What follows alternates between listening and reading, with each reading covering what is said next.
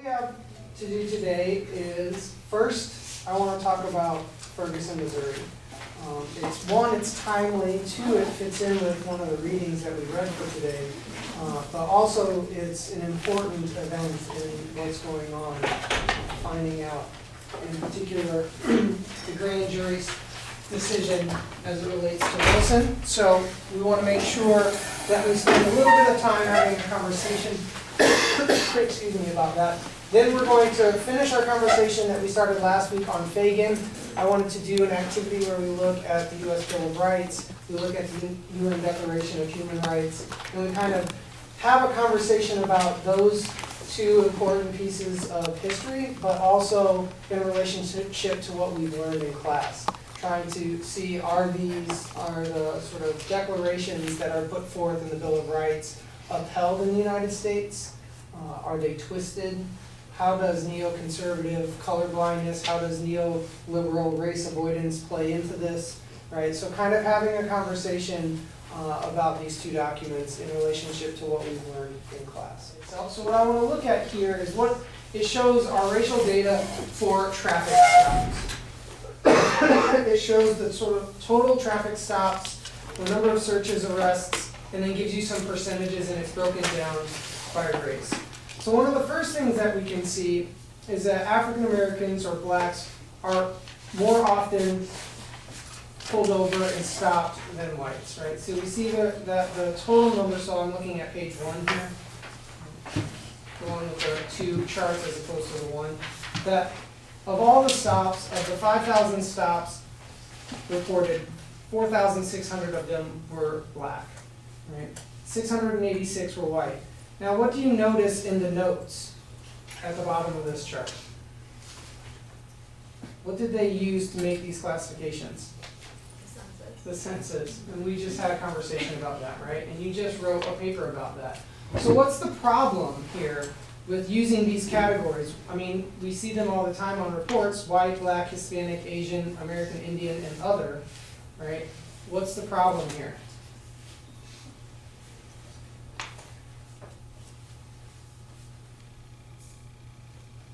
Yeah. Putting people into categories in general is a problem. Okay. And one of those issues is self-identity, because it's more important for somebody to identify with something that they view as what they identify as than the state putting you into a category that they created.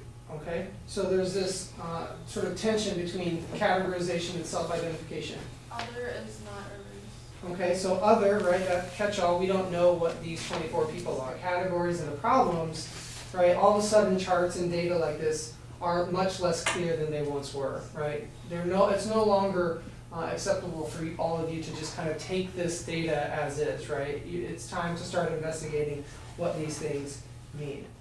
What's one of the two stories that we're hearing? That he didn't have his hands in the air. Okay. So they're saying that that justifies for the autopsy that they took. So it was by, I guess, just defense for the police officer, so it states how the court decided that he was found not guilty. Right, so we're hearing one story that suggests, right, that Michael Brown was the aggressor. But then what's the other story that's being told?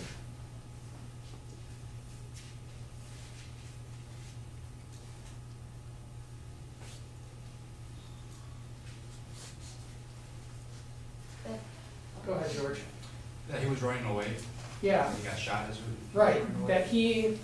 that he was the victim, right, that Michael Brown was the victim. So we're getting two competing stories. But what are some of the readings that we've talked about that connect to what's going on in Ferguson? We talked about depicting the other side, which in this case would be the black community Okay. as possibly uncivilized or, Okay. not truthful, and all these negative stereotypes that are associated with that community to make them seem that, their stories are accurate or legible, whatever it may be, or legitimate. Yeah, what else? Kind of like how they're reading about the race for the Mexicans, that there were, racial profiling. Okay. And also the other reading with the Middle Easterns and Arabs. Okay, so then we see that when state-based violence is what we should be talking about, we start talking about groups, right? And we start using stereotypes, long-held stereotypes. And that connects very clearly to the Delgado reading. Right, so I want to talk a little bit about the Delgado reading, then I want to do our activity, because I spent a lot of time figuring this out, and I want to be able to do it, and our printer works, so I can print it off for you. So let's look at the Delgado reading, we'll talk about it in relationship to Ferguson, and then we'll move back to the Fagan reading from last week. So many of you asked some very insightful questions about the Delgado reading, but before we do that, what's the main point? What's the main idea of the Delgado reading? Like, what are some things that we can learn?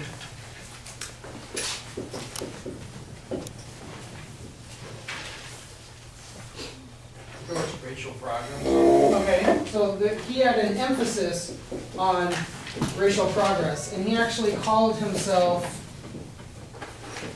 a racial justice advocate. And what did he juxtapose the racial justice activism or advocate framework next to? Like, what did he oppose it with? Colorblindness. Right, so he opposed the use of colorblindness, and he talks about having a racial justice framework, right? Right, so he, much like Fagan, takes a very explicit and very progressive stance that we must do something, we must change things. The difference, though, is that Fagan mentions that individual things, changing individual minds, including changes in education and all that can help. Little changes can create big changes, right? Delgado is advocating sort of, let's just go do this, right? Let's just go and just change the system, right? We gotta talk about race in order to change race. We can't ignore it, we can't avoid it, right? We can't take a neoconservative or a neoliberal approach. We need to confront it head on, right? So I like what Delgado adds to our conversation about colorblindness and the critique of colorblindness. Ignoring race isn't gonna make racism go away, right? We need to do something. All right, so with that, I want to then move to our activity. So what I want you to do is, in groups of maybe 3 or 4, I'm going to hand out the U.S. The U.S. Bill of Rights, or the sort of amendments of sorts. I want you to take a look at them, and I want you to. It's not all of the U.S. Bill of Rights are necessarily important for our conversation, but what I want you to do is take a look at them and figure out which ones, right, can be used and interpreted in ways that can either be of benefit to a white racial state, right? So how can the white racial state use the sort of ambiguity of the language, or use it, the amendment as it is written, in its favor? And then what can we do to change that? Because unfortunately, the first article that people seem to point to was the third one, right? So for those of you in the groups who thought race issues could be brought up for Article the Third, what were some of the arguments that were made? Racial profiling in what sense? In the sense that, like, for religion, certain religions, like Muslim state, the estimates are different, so like, be targeted for that reason. Okay, over here in the back, what did you say about this issue of excessive bail? Because I thought that was really unique. We just pointed out that minorities don't always have the access to excessive bail. Right. What she's saying, when I was over there talking with her, she said that, if they're disproportionately poor, then they have less access to the resources that will allow them to get out of jail, even if they do have bail, right? And so if they are given bail, which not every offender is given bail, they may not even have access to resources to get themselves out of jail, right? And so it has a disproportionate impact. So we can see, right? If we want to paint a rosy picture, and we want to look at Mills's conversation about liberalism and the sort of touting of U.S. as being a place of freedom, equality, and justice, the Bill of Rights is supposed to be about freedom, equality, and justice. We can see that the US state does not have a good track record of upholding these